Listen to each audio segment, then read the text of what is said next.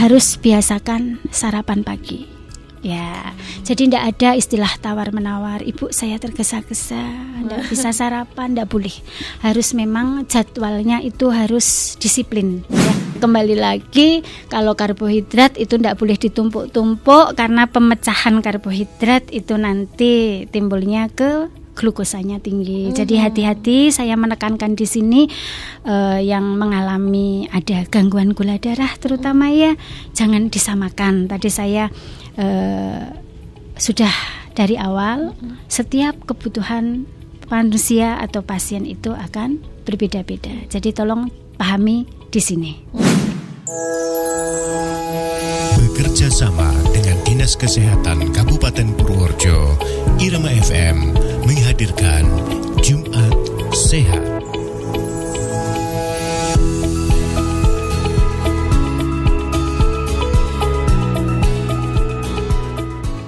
Assalamualaikum warahmatullahi wabarakatuh. 88,5 MHz Irama FM Purworejo. Top lagunya pasti infonya Jumat Sehat. Tentunya pendengar setia Irama FM bisa menyimak berbagai tips kesehatan dan juga informasi kesehatan. Yang kali ini hadir ahli gizi dari Rumah Sakit Amanah Umat bersama dengan Dewi Wulansari. Ibu Dewi Wulansari, AMD Gizi. Selamat pagi Ibu, kita sapa dulu. Ya, selamat pagi Mbak Amel. Gimana? Selamat pagi untuk semua pendengar setia Irama FM, kepada pemirsa IG Live Amanah Umat, sobat sehat semuanya, salam sehat untuk pagi ini.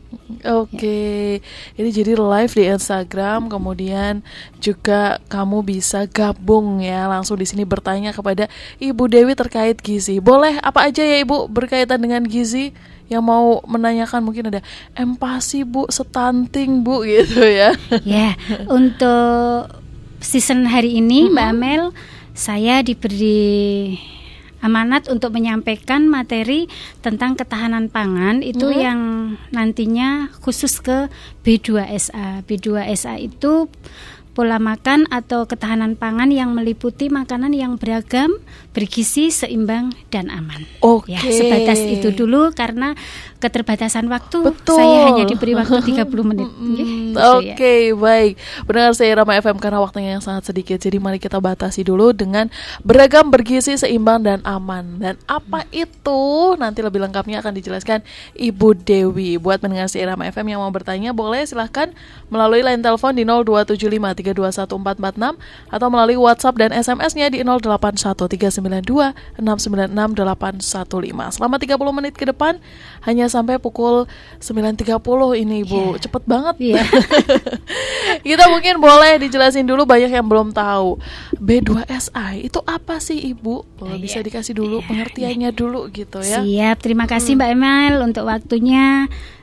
B2SA itu kepanjangan dari beragam, bergizi, seimbang, dan aman. Jadi untuk mempersingkat, untuk memperjelas efektifnya nyebutnya B2SA. Nah, pentingnya B2SA dalam penerapan kehidupan sehari-hari itu karena di mana makanan itu tidak bisa hanya satu jenis makan itu bisa meliputi unsur gizi yang dibutuhkan untuk tubuh.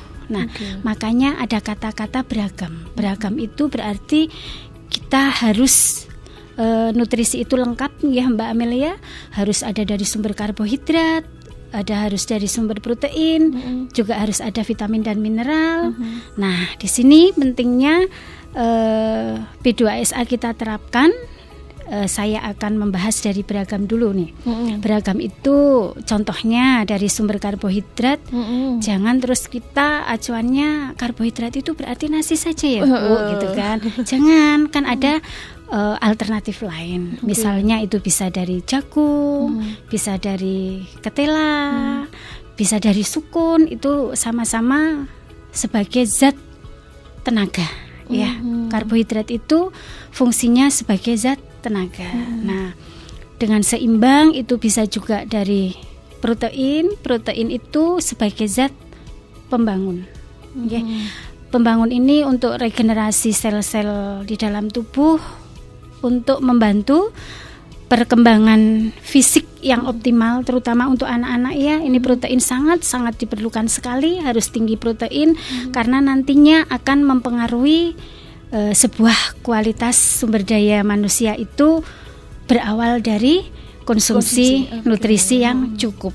Gitu ya Mbak Amelia. Nah, itu dari protein. Ya, nah terus kalau untuk yang bergizinya, ini saya tekankan lagi, setiap kebutuhan gizi pada masing-masing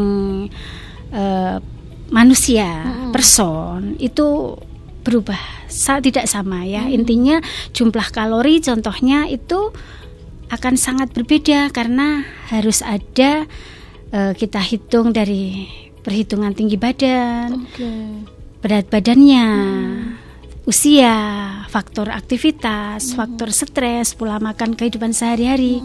Jadi apabila pendengar setia Irama FM membutuhkan untuk konsultasi gizi yang baik dan benar, bisa tindak ke Amanah Umat nih Mbak Amelia. Insya Allah saya stay di jam kerja Senin sampai Sabtu di jam 8 sampai jam 12. Kalau tidak bisa dengan perjanjian. Nah itu nanti kita bisa menerapkan B2SA juga untuk kebutuhan nutrisi masing-masing orang harus seperti apa. Jadi bagi yang misalnya kurang bisa mempertahankan berat badan atau ingin menaikkan berat badan, itu nanti juga ada sendiri kebutuhannya masing-masing kita hitung. Bagi yang mengalami obesitas ya itu juga nanti ada sendiri. Jadi saya tekankan tidak bisa disamakan. Ya, setiap orang itu beda-beda untuk kebutuhan gizinya. Cuma kalau untuk penerapan beragam, bergizi, seimbang dan aman, kuncinya ada di itu, prinsipnya itu sama, cuma kebutuhannya yang membedakan. Seperti itu Mbak Amel. Baik. Jadi beragam, bergizi yang seimbang. Kalau tadi disampaikan karbohidrat ada sumber lain, tapi kalau kita masyarakat kan kadang menyampaikan kalau belum nasi ya belum makan. Ya, makanya itu tadi ya, ada beragam itu. Kadang nyun sewu ya Mbak Amelia, misalnya ada yang cenderung rata-rata yang lansia, maaf ya, usia 55 tahun ke atas, yang mungkin areanya jangkauan untuk sosmed itu sulit. Nah, anggapannya saya itu udah belum dahar nasi, padahal ngemilnya itu singkong banyak, sukun banyak. Nah, itulah nanti penumpukan pemecahan karbohidrat di usia 55 tahun ke atas itu beda dengan yang di bawah 50 ya, karena organnya memang ada penurunan fungsi ya. Itu ya ndak bisa ditawar, memang faktor dan faktor takdir ya, bahasanya seperti itu nggih. Nah, makanya saya tadi menjelaskan beragam. Ayolah, ndak usah terus statementnya saya sudah dahar nasi dari karbohidrat, ya harus nasi terus, ndak ya. Bisa ada opsi lain, sukun dimanfaatkan sekitar kita, itu alangkah lebih bijak. Jadi faktornya banyak Mbak Amel, terutama untuk faktor pemborosan juga nih kalau ibu-ibu ya. Oh ya, beras mahal, ya udah nggak usah dibikin pusing nih. Bisanya masak hanya 1 kilo, ternyata kok tidak memenuhi ya untuk satu keluarga. Padahal income saya hanya segini. Udah nggak usah pusing-pusing, ambil opsi lain. Syukuri, nikmati aja yang ada di lingkungan sekitar. Mungkin adanya singkong, ya udah karbonya kita selang-seling dengan singkong, seperti itu. Jadi istilahnya faktor stresnya juga ndak akan tinggi. Itu nanti larinya kayak di pola hidup yang cerdik ya Mbak ya. Saya ndak akan mengupas itu apa cerdik, karena di sini saya fokusnya ke B2SA-nya. Nah, nanti bisa kalau kita itu legowo, slow, ndak ada beban yang berlebihan ya. Itu nanti tensi, gula darah, insya Allah Mbak Amel itu akan bisa mengikuti ritme kita. Apalagi untuk pacu kardiovaskulernya ini ndak akan yang kita kapasitasnya nggak yang berlebihan lah ya. Insya Allah akan jauh lebih sehat kehidupannya. Kalau bahasa orang-orangnya mungkin nggak sepaneng gitu. Iya, betul ya. Pemicunya nggak ada ya Mbak Amel, seperti itu. Jadi santai aja, makan sukun ya nggak apa-apa. Ya, singkong nggak apa. Singkong iya, seketemunya. Betul. Cuma kembali lagi, kalau karbohidrat itu nggak boleh ditumpuk-tumpuk karena pemecahan karbohidrat itu nanti timbulnya ke glukosanya tinggi. Jadi hati-hati, saya menekankan di sini yang mengalami ada gangguan gula darah terutama ya, jangan disamakan. Tadi saya sudah dari awal setiap kebutuhan manusia atau pasien itu akan berbeda-beda. Jadi tolong pahami di sini. Gitu. Oke. Itu tadi yang disampaikan dengan beragam dan juga bergizi. Kalau pedomannya sendiri, pedoman gizi seimbang sendiri itu bagaimana, Bu Dewi? Iya. Buat seluruh pendengar setia Irama FM dan Sobat Sehat Amanah Umat Purworejo ya, ayo kita belajar Mbak Amel bareng-bareng. Di sini tuh ada 10 pedoman gizi seimbang. Itu sudah ada standarnya nggih dari Kementerian Kesehatan. Itu yang terbaru ada 10. Saya bahas untuk yang nomor 1 dulu. Itu kita harus biasakan konsumsi aneka ragam makanan pokok. Itu tadi yang saya sebutkan ya. Nasi. Contohnya nasi, ada opsi lain sukun, barangkali jagung, barangkali singkong lah, itu salah satu opsi keanekaragaman makanan.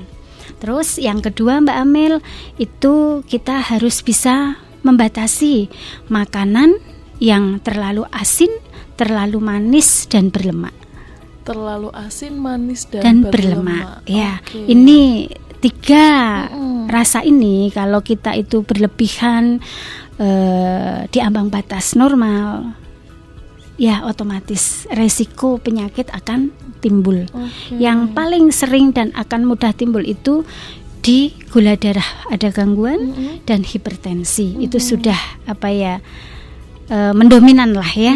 Nanti kolesterol juga ikut naik karena kan lemak juga tinggi, apalagi tidak diimbangi dengan aktivitas fisik atau olahraga. Nah, terusan untuk yang ketiga ini tadi kan sudah dibatasi ya, makanan asin, manis, berlemak, otomatis kita harus melakukan aktivitas fisik itu rutin. Nah, aktivitas fisik itu yang baik seperti apa Ibu? Gitu. Aktivitas fisik itu semuanya baik. Yang penting sesuai dengan kemampuan tubuh. Jadi kalau kemampuannya hanya jogging setengah kilo, ya jalani aja setengah kilo. Yang penting rutin.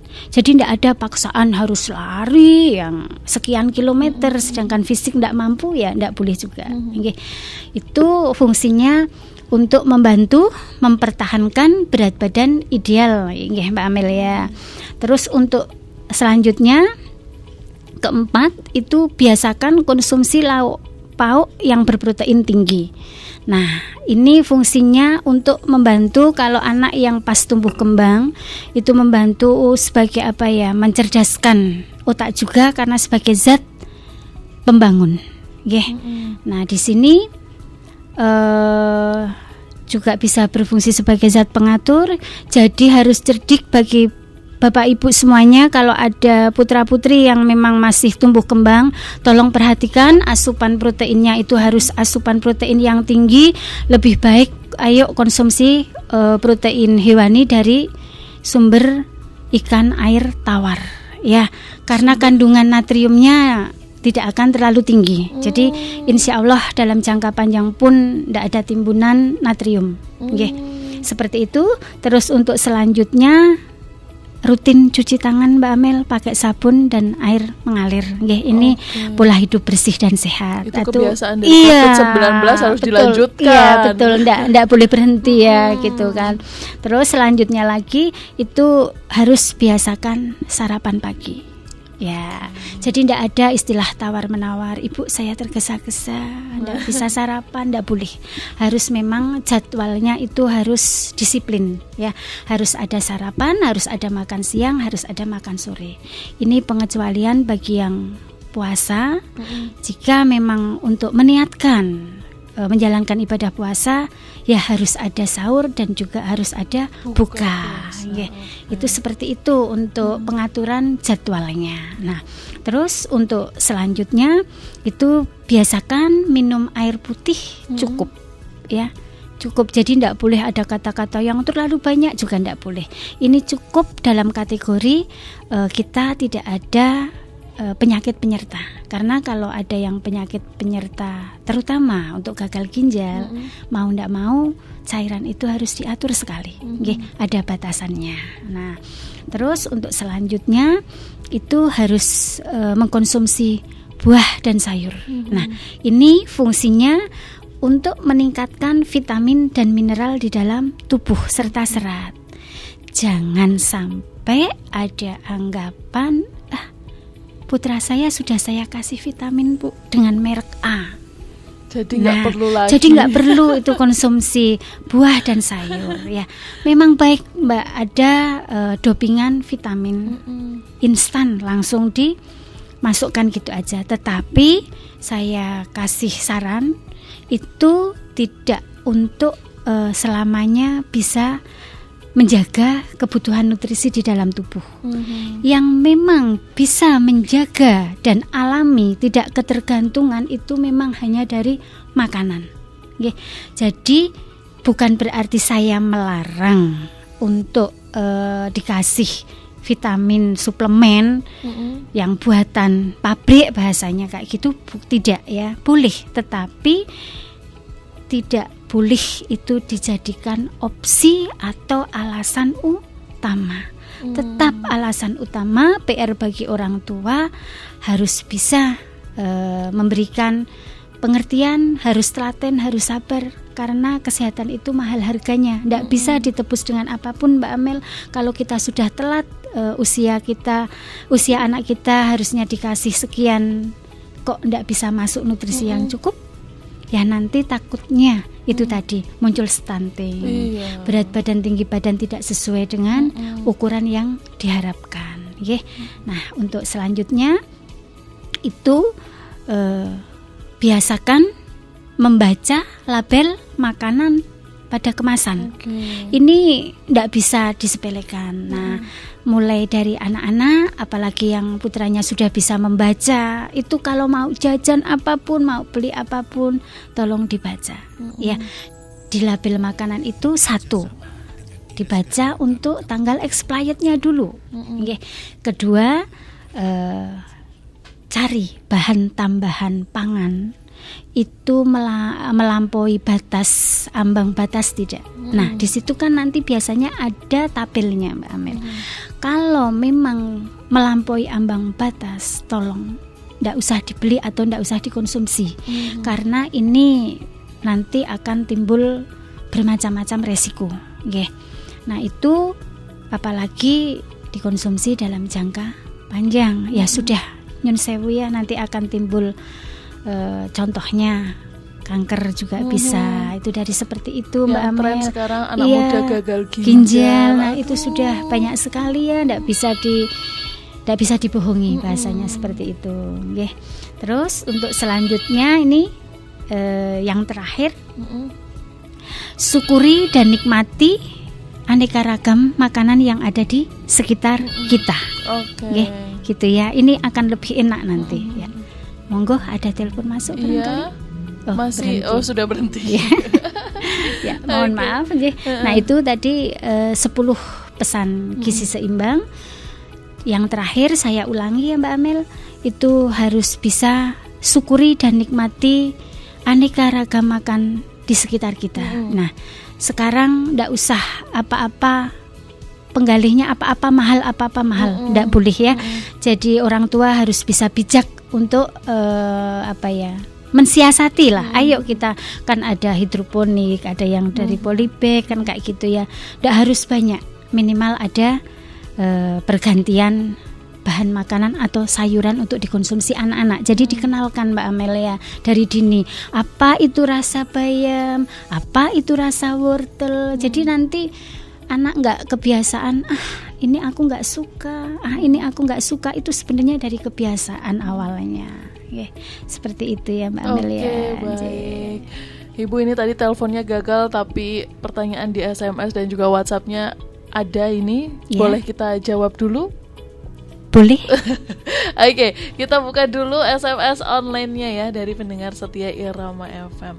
Assalamualaikum warahmatullahi wabarakatuh. Waalaikumsalam. Selamat pagi Bu Dewi dan Mbak Amel. Izin bertanya berkaitan dengan makanan beragam.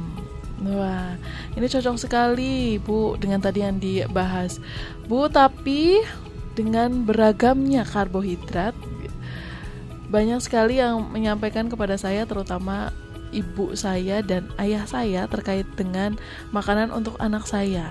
Katanya kalau kebanyakan singkong atau sarapan dengan nasi ketan dan juga oyek itu apa ya? Singkong yang dikeringkan singkong, dulu betul. ya prosesnya. Itu katanya tidak boleh karena nanti membuat perut perih dan membuat tidak enak badan. Oke. Ini dari Ibu Asri di Bayan Purworejo. Terima kasih sekali Bu Asri atas partisipasinya ya. Saya akan memberikan jawaban ya atas pertanyaan. Itu kalau kondisi Bapak mungkin ada keluhan di asam lambung ya Mbak ya. Memang jeleknya singkong atau kelemahannya singkong itu kandungan HCN-nya tinggi. Oke. Ya. Itu memang keluhannya di perut akan begah. Jadi nyun sewu. Ndak apa-apa, telepon dulu ndak apa-apa Mbak. Mohon maaf Bu Asri, saya jeda dulu nggih. Monggo. Halo, selamat pagi Rama FM. Halo, selamat pagi. Iya, ternyata tidak masuk lagi Bu. Oh ya, saya lanjut Bu Asri. Untuk kandungan singkong itu memang HCN-nya tinggi. Jadi apabila pasien atau yang mau dahar singkong itu kenali diri sendiri dulu Mbak Asri. Saya tekankan kenali diri sendiri dulu. Jika memang tidak nyaman itu ndak usah diteruskan. Kita juga nggak mungkin ya mau dahar singkong harus cek laborat dulu. Karena memang kandungan di singkong itu HCN-nya tiap jenis singkong juga akan berbeda. Nah, bisa kok bilang Bu ini singkong HCN-nya tinggi atau tidak ya? Itu ya harus melalui proses pengujian laborat. Nah, untuk antisipasinya saja itu kan alangkah baiknya hanya tombok kepengen. Nah, berarti kalau singkong tidak nyaman, coba diganti yang jagung. Ya, kalau jagung itu HCN-nya ndak ada, nyaris ndak ada ya Mbak Asri, Mbak Amelia. Kalau untuk singkong memang tinggi, jadi mengandung HCN itu bisa menyebabkan perut begah, mengandung gas juga akan mengakibatkan perut begah. Contoh yang mengandung gas itu bisa dari nangka Mbak Asri, entah nangka mateng atau entah nangka muda, mau bisa dibikin sayur, contohnya lodeh, nangka atau gudeg. Nah itu sama. Itu tolong kenali dulu. Kalau mau dahar-dahar makanan yang mengandung HCN dan gas, jangan sekali dahar banyak, tetapi sedikit dulu, ditunggu reaksinya. Paling enggak sampai 3 jam. Kira-kira nyaman tidak? Kalau tidak nyaman, mohon maaf, tidak bisa diteruskan. Berarti ya ganti yang aneka ragam lainnya. Bisa mungkin sukun, bisa mungkin dari jagung, seperti itu ya. Seperti itu Bu Asri ya. Semoga penjelasan dari saya bisa mewakili dan bisa memperbaiki kondisi Bapak. Mudah-mudahan cocok dalam penjelasan saya. Salam sehat untuk keluarga Bu Asri. Matur nuwun. Oke, itu kalau tadi untuk orang tua ya. Tapi kalau untuk anak kecil yang kita kan kayaknya anak kecil belum ada asam lambung atau mungkin sakit lambung gitu, itu gimana? Kalau untuk anak kecil, kalau usianya memang sudah tidak yang PMT ya Mbak ya, bukan yang balita, itu boleh. Tetapi harus diimbangi dengan serat tinggi, sayuran dan buah, karena kan padat ini ya, nanti takutnya ada keluhan disembelit. Nah, seperti itu. Jadi makanya ada kata-kata seimbang. Nah, disinilah fungsi seimbang. Jadi harus ada karbo, juga harus ada dari sayur dan buah, serat. Anak kecil kalau dikasih makanan yang padat seperti singkong atau sukun, kalau terlalu banyak biasanya nanti, enggak semuanya tapi rata-rata ada keluhan ke belakangnya agak susah, apalagi anaknya nggak suka sayur dan buah, ya sudah nanti akan ada keras ya, jadi susah lah anak ini nanti. Oke, gitu. Begitu juga dengan turunan-turunan lainnya ya, seperti oyek. Betul ya, itu kan singkong ya, bahan utamanya singkong. Walaupun mau dibikin oyek, atau tapioka juga sama. Ya. Kalau oyek kan memang HCN-nya dibandingkan singkong yang melalui hanya direbus langsung atau dikukus itu memang lebih rendah Mbak Asri. Cuma tetapi tetap mengandung HCN ya gitu ya. Karena kan kalau oyek sudah ada proses nih, dikeringkan dulu, direndam dulu, HCN-nya turun. Ya tetap kalau dibandingkan dengan yang singkong dipetik langsung dikukus ya rendah oyek, cuma tetap ada, enggak bisa bebas gitu. Begitu Bu Asri penjelasannya, semoga jelas dan juga clear gitu ya. Pertanyaan kedua Ibu, ini ada pertanyaan dari Mbak Ana di Purworejo. Ibu izin bertanya, apakah ayam untuk anak dan balita harus ayam kampung? Karena kabarnya kalau ayam broiler itu ada hasil suntikan dan racun-racun lain sehingga tidak baik untuk anak balita. Terima kasih. Ya, buat Mbak Ana, terima kasih untuk pertanyaannya ya. Saya membantu menjawab. Kalau untuk ayam broiler itu boleh kok untuk balita ya. Cuma ini maaf, ayamnya ya memang harus sehat. Maaf ya kalau beli kan bukan suudon ke pedagang, enggak ini ya Mbak. Itu ayam sehat, itu ayam bangkai dijual kita nggak tahu. Nah makanya kalau membeli ayam, kenali ciri-ciri ayam yang baik itu dagingnya harus seperti apa ya, kan kelihatan Mbak. Ciri-ciri membeli daging ayam yang segar itu warnanya masih merah, kalau ditekan tidak lembek seperti itu. Nah kalau untuk balita, cara pemasakannya ayam, saya sarankan jangan terlalu berbau minyak terlalu banyak. Usahakan sebelum ngolah kulitnya diambil dahulu. Jadi ini untuk mengurangi kadar lemak. Nah lemak yang dibutuhkan untuk anak itu bisa dari sumber lain. Contohnya mungkin buah alpukat, bisa dari susu, bisa. Jangan jadi lemak yang dari kulit ayam.